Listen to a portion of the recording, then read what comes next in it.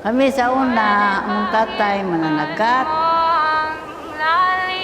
Nagabot kami diri sa bukid nun. Isugat nila kami dito sa Negros nga maadto diri sa Mindanao. Sa una sa 16 anyos pa siya ngadto sa Bukidnon. Nagnarbaho siya. Mo adto mi og Kalaw-Kalaw Elementary School gikan sa amo ang balay mga almost 1 kilometer. Tala ato tas dagat kay tagbo ta tatay doon ato ta mamahaw doon.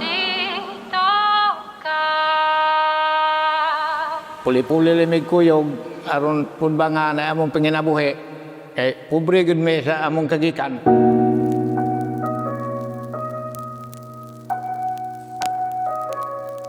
Nakahinumdum yung ko nga ang iyang first nga station kay napagod sa bukid.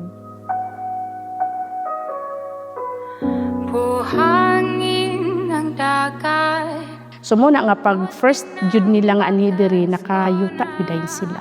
Pero ang ilahag yung pagpaningkamot is farmer gid sila.